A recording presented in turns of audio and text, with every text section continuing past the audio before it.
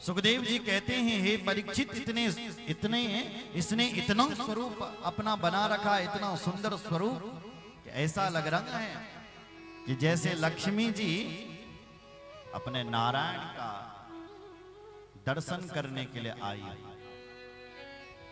इतना सुंदर स्वरूप इसने बना रखा है। आई और लाइन में लग गई और नंद बाबा को बधाई, यशोदा मैया को, नंद बाबा तो थे नहीं, यशोदा मैया को बधाई देने लग गई। मैया बधाई हो, बधाई हो, बधाई। मैंने जैसे ही ये सुना कि इस 90 साल की उम्र में तेरे घर में लाला का जन्म हुआ है, बहन, मैं अपने आप को रोक नहीं पाई और मैं तुझे बधाई देने के लिए चली आई, तुझे बधाई देने के लिए चले आए। अब बेचारी यशोदा सोच रही है कि ये मेरी बहन कौन सी है, फिर भी सबको यश देने वाली यशोदा स्वागत कर रही है। आओ आओ बहन आओ, आपके ही तो आशीर्वाद से मेरे घर में लाला का जन्म हुआ है। मन में तो सोच रही है कि ये कौन है, फिर भी सबको यश देने वाली यशोदा स्वागत कर रही है। आओ आओ बहनों, तुम्हारे आशीर्वाद से हुआ है। बोले कहां है तेरा लाला? तो मैया ने दिखा दिया, वो देख पालने में सो रहा है, तो केवल आशीर्वाद दे के आ जा, जगाना मत उसको। पूतना गई महाराज भगवान के पास, और जब तक पूतना जा पाती तब तक तो भगवान ने उस पूतना को देख करके अपने आंख बंद कर दी। विभुत्यताम बालक मारिकाग्रहम् चराचरात्मा सनिमीलिति क्षण। भगवान जगत की चराचर आत्मा है।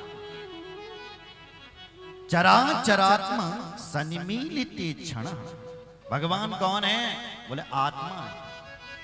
अगर हमारे अंदर भगवान बैठे हुए, अगर भगवान हमारे अंदर से निकल जाएं तो हम क्या हैं? फिर मुर्दा है। जैसे भगवान शिव को सतरुद्र संहिता में भगवान शिव को शिव पुराण में आत्मा कहा गया है।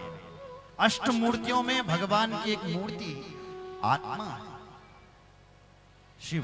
ऐसे ही भगवान श्री कृष्ण को भी यहाँ आत्मा कहा गया। भगवान श्री कृष्ण जगत की आत्मा। भगवान समझ गए कि ये क्यों आई है, तो भगवान ने अपने आंख बंद कर दी। बोले आंख बंद क्यों किए? बोले देखो, भगवान है मायापति, वो ये पूतना है मायावती, इसने तो माया के द्वारा अपना सुंदर रूप बना रखा ना। तो भगवान को लगा कि मैंने यदि अपनी आंखें खुली रख दी तो मायापति के सामने मायावती की नहीं चलने वाली। यदि मैंने अपने आंखें खुली रखी तो इसका हंसली चेहरा सामने आ जाएगा, और मुझे मारना तो ये छोड़ देगी, ब्रजवासियों को मार सकती है। इसलिए भाई हम अपने आंख ही बंद कर देते हैं। इसलिए भगवान ने अपने आंखें बंद। दूसरा, एक संत कहते हैं नहीं, भगवान ने इसलिए अपनी आंखें बंद करी क्योंकि भगवान की जो ये दो आंखें हैं ना, ये सूर्यलोक और चंद्रलोक है। अर्थात सूर्यलोक और चंद्रलोक ने अपने घर के दरवाजे बंद कर दिए। प्रभु हम इसको अपने अपने घर में नहीं आने देते हैं, तुम इसको जहां मर्जी वहां भेज लो। इसलिए भगवान की आंखें बंद हो गई। अर्थात इसलिए क्योंकि भगवान आ रखे हैं माखन और मिश्री खाने के लिए, और भगवान सोचने देखो भाई अभी हमने माखन मिश्री तो खाई नहीं, ये पूतना जहर पिलाने के लिए आ गई। तो जैसे कभी कभी बच्चों को कड़वी दवा पिलानी हो ना, तो माँ कहती है चल बेटा आंख बंद करके पी ले। तो भगवान को लगा शायद इस पूतना मौसी का दूध भी आज आंख बंद करके पीना पड़ेगा, क्योंकि ये कड़वा जहर है। इसलिए भगवान ने अपने आंख बंद कर दी। अर्थात इसलिए अपने आंख बंद कर दिए क्योंकि भगवान कहना चाहते हैं हम तो आए थे माखन मिश्री खाने के लिए, हमारा काम नहीं, और ये पूतना मौसम में मुझे जहर पिला रही है। देखो भाई, जहर पीना तो मेरे भोले बाबा का काम है। जब समुद्र मंथन हुआ था तो समुद्र से सबसे पहले जब मंथन हुआ तो वहां से जहर निकला, तो वो तो देवताओं में भगदड़ मच गई कि ये जहर कौन पिएगा। तो उस समय सारे देवता भगवान शंकर की शरण में गए थे। देव देव महादेव भूतात्मन भूत भावना त्राहिणं शरणापन्नं त्रैलोक्यादानां विशा। हे महादेव, इस जहर से हमारी रक्षा कीजिए। तब महादेव ने कहा कि मैं कैसे तुम्हारी रक्षा करूं।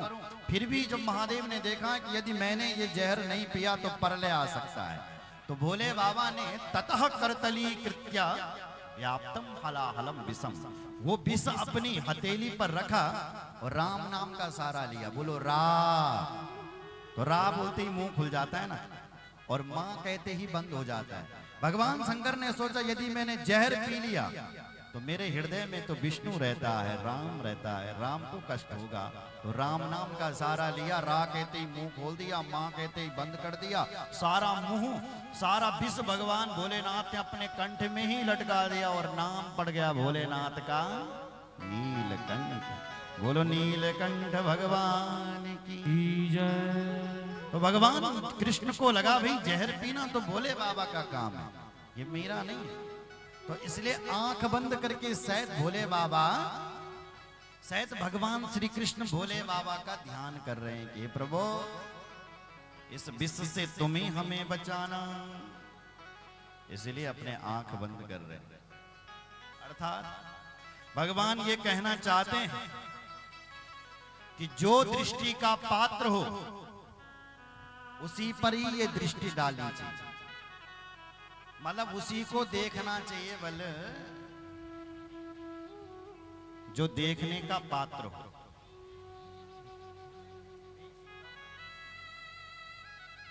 बोलो जय श्री राम। इसलिए भगवान श्री कृष्ण ने अपने आंख बंद कर दी। देखो भाई, एक सुंदरी तो कृष्ण अवतार में आई, लेकिन एक सुंदरी राम अवतार में भी आई। कब? जब भगवान राम पंचवटी पर बैठे हुए थे, तब भी एक सुंदरी आ गई और उसका नाम क्या था? शूर्पणखा। भगवान से कहते हैं प्रभु ताते अब लग रहो कुमारी मनुमाना कछु तुम ही निहारी।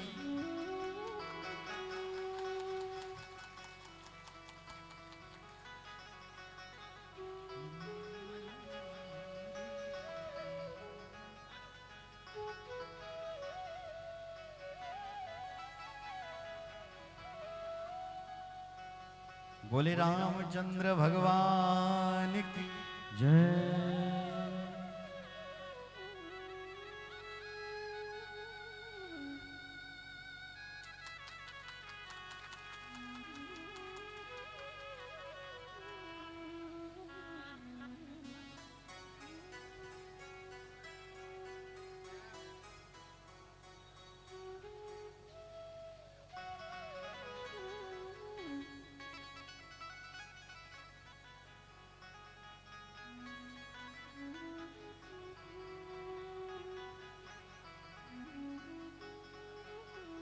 बोले रामचंद्र भगवान की जय।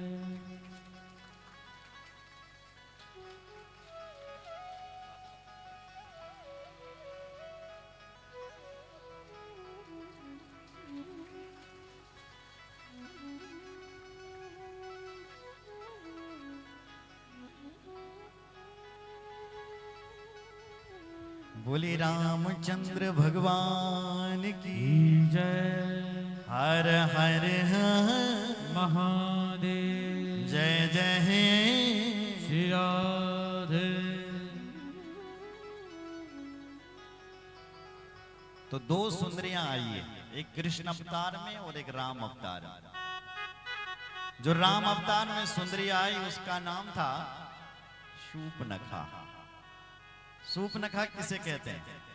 सूप जानते हो, फटकने वाला, हमारे गढ़वाल में नहीं मानते सूपो, जो फटकने वाला सूप होता है उसके जैसे जिसके नाखून हो लंबे लंबे, उसी का नाम सूपनखा है। तो आज भी सूपनखा की भतीजियों की कमी नहीं है, बड़े बड़े नाखून रख रखे हैं महाराज। तो जो बड़े बड़े नाखून रखते हैं समझ लेना कि ये सूपनखा है,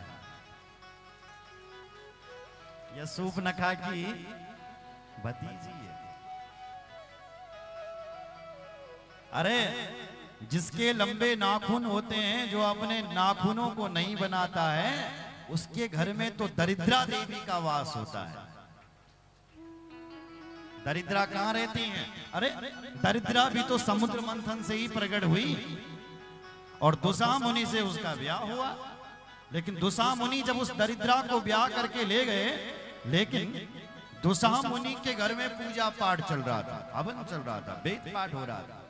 तो दरिद्रा ने कहा मैं तेरे घर में नहीं रह सकती, क्योंकि जहां पूजा पाठ होता है, जहां मंत्र ध्वनि चलती है, उस घर में मैं नहीं रह सकती। बोले कहां रहते हैं?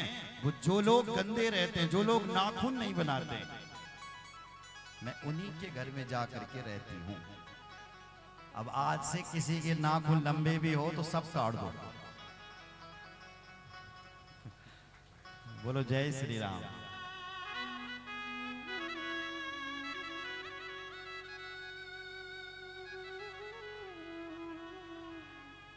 बोलो जय श्री राम। तो राम जी से कहने लगी, राम जी मैं इतनी बड़ी विश्व सुंदरी हूं कि आज तक मेरे लिए कहीं दूल्हा ही नहीं मिला। तो राम जी को थोड़ा तो देखना चाहिए था, भाई कितनी बड़ी विश्व सुंदरी है, देख लेते हैं इसको। लेकिन राम जी ने उसको नहीं देखा। देखा किसको? सीता जी। सीता ही चीता ही कहे प्रभु बाता, सीता ही चीता ही कहे प्रभु बारा, आई कुमार मोर लघु भ्राता, आई कुमार मोर लघु, आई कुमार मोर लघु भ्राता, आई कुमार मोर लघु भ्राता, मोर लघु भ्राता, मोर लघु भ्राता। तो भगवान बोले देवी हमारा तो ब्याह हो रखा है, लेकिन हमारा भाई कुंवारा, तो तुम चाहो तो हमारे भाई से ब्याह कर सकती हो। बोलो जय श्री राम। तो कहने का भाव ये था कि भगवान श्री कृष्ण भी कह रहे हैं, राम जी भी कह रहे हैं, जो दृष्टि का पात्र हो उसे ही देखना चाहिए। वो पात्र को देख करके तो अपने नेत्र ही भले बंद कर दो। इसलिए भगवान ने अपने आंखें ही बंद कर दी है। पूतना गई महाराज और भगवान को उठा लिया और भगवान कृष्ण को अपना स्तनपान करवाने लगी। भगवान श्री कृष्ण ने सबसे पहले तो उसके दूध को पिया और उसके बाद भगवान श्री कृष्ण उसके जहर को पीने लग गए। गाढ़ाम कराभ्याम भगवान प्रपीड्य तद प्राणे समम रोष समन बितो पिबत, प्राणे समम रोष, प्राणे प्राणे समम रोष समन बितो पिबत। अब भगवान श्री कृष्ण उसके प्राणों को पीने लगे और जैसे ही भगवान श्री कृष्ण उसके प्राणों को पीने लगे, ऐसे ही इसका हसली देह सामने आ गया। भगवान से कहती है पूतना, हे बेटा छोड़ दे छोड़ दे छोड़ दे छोड़ दे। कहती हैं सामुंच मुंचालिमिति प्रभासिणी निष्पीड्यमाना किल जीव मर्मणि, विवृत्य नेत्रे चरणों भुजो मुहु प्रस्मिन् गात्रं क्षिपतिरुरोधः, क्षिपतिरुरोधः, जोर जोर से रो रही है कि बेटा छोड़ दे छोड़ दे छोड़ दे। भगवान कहते हैं मौसी जी, अपने राम पहले किसी को पकड़ते नहीं हैं, एक बार जिसे पकड़ लेते हैं उसको भी छोड़ने वाले। इतना कह करके महाराज उसका धड़ाम दी से पूतना का देह नीचे गिरा और जितने भी आसपास के वृक्ष थे सब चकनाचूर हो गए। बोले कृष्ण चंद्र भगवान की जय। पतमानो पिता देह त्रिगभ्यो तिंतरद्रुमा चूर्णयामास राजेंद्र महादासी तदद्भुतम्। हे परीक्षित, 6 कोस के जितने भी वृक्ष थे सब चकनाचूर हो गए। 1 कोस 3 किलोमीटर का होता। बोलो जय श्री राम। अब आप हिसाब लगा सकते हैं कि कितने वृक्ष टूटे होंगे। कन्हैया उस पूतना के ऊपर ही टूट पड़े।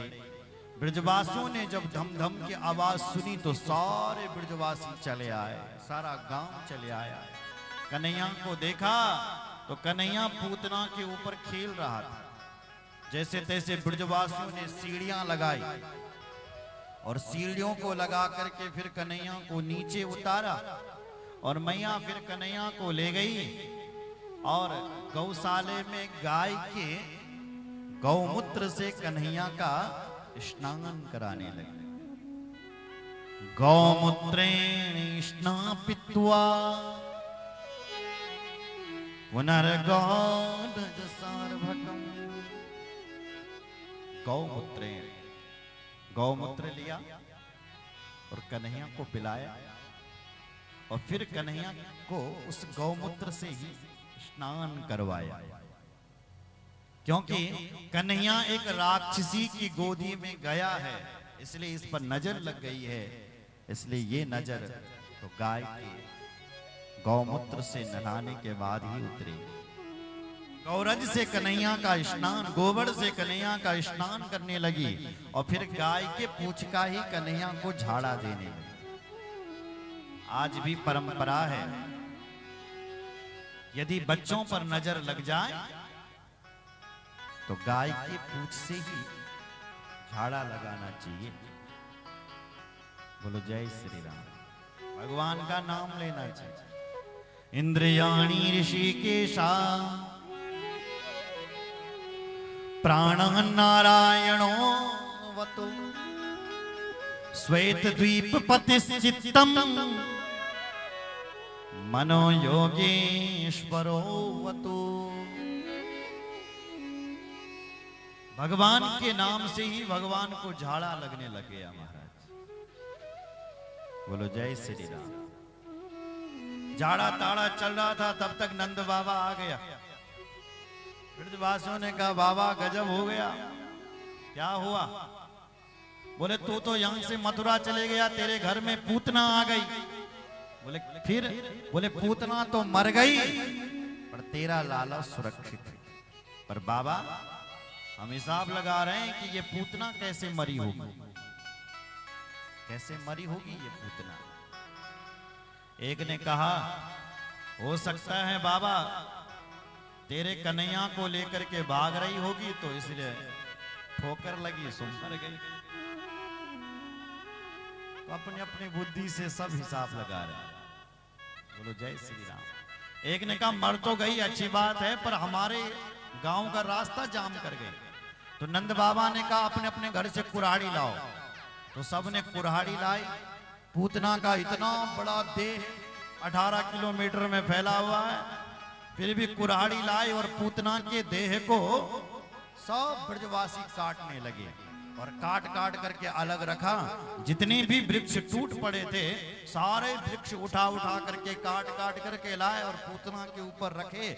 और जैसी ही आग लगाई तो देयमानश्च देहस्य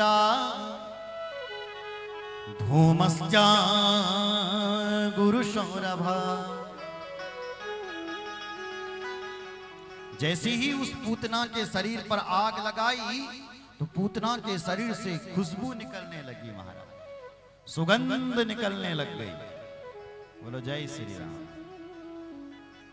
परीक्षित ने पूछा इसके शरीर से ये सुगंध क्यों निकल रही है? बोले हे परीक्षित, इसका मोक्ष हो गया इसलिए निकल रही है, क्योंकि भगवान के हाथों से जो मरता है उसकी दुर्गति नहीं होती है, उसका मोक्ष हो जाता है। देखो इस पूतना में थोड़ी सी भी पवित्रता नहीं थी, एक भी काम इसका अच्छा नहीं था। नाम ही कितना बड़ा है, पूतना लोक बालगिनी राक्षसी रुधिरासना जिघांसयापि हरये स्तनं दत्वा पसद्गतिम्। नाम ही कितना बेकार है पूतना। पूतना मतलब अपवित्रता, जिसमें थोड़ी भी अपवित्रता ना हो, ये पवित्रता ना हो, उसका नाम पूतना। काम क्या करती हैं? नाम अच्छा नहीं है तो काम अच्छा होगा? बोले नहीं नहीं, बालग्नि, छोटे छोटे बच्चों को मारती। तो खानदान अच्छा होगा? बोले खानदान भी अच्छा नहीं, राक्षसी ही, राक्षस कुल में पैदा हुई। तो भोजन अच्छा होगा? बोले भोजन भी अच्छा नहीं है, रुधिरासना, रुद्र मतलब खून पीने वाली। भोजन भी अच्छा नहीं, तो क्या है, भगवान से प्रेम करती हैं? बोले नहीं, जिघांसया, भगवान को मारने की भावना से आती है। तो भाई इसका मोक्ष कैसे हो गया? बोले स्तनं दत्वा पसद्गतिम्। भगवान कहते हैं कि भले ही इस पूतना में बहुत सारे अवगुण हैं, पर लेकिन इसमें एक गुण बहुत अच्छा है। कौन सा? बोले ये जैसे मेरी माँ यशोदा मुझे दूध पिलाती है ना, अपने गोदी पर उठाती है, फिर मुझे अपना दूध पिलाती है, ऐसी ये पूतना मुझे उठा रही है और मुझे अपना स्तनपान करवा रही है। भले ही मुझे मारने के लिए अपना स्तनपान करवा रही हैं, पर लेकिन माँ जैसा काम कर रही हैं, इसलिए स्तनं दत्वा पसद्गतिम्। इसलिए भगवान ने उस पूतना को सद्गति प्रदान कर दी है। आगे यएतत् पूतना मोक्षम् कृष्णस्यार्भकमद्भुतम् शृणुयात् हृदयामर्त्यो गोविंदे लभते रतिम्। हे परीक्षित, जो इस पूतना मोक्ष की कथा को सुनता है उसको भगवान के चरणों में रति होती है। शृणुयात् हृदयामर्त्यो गोविंद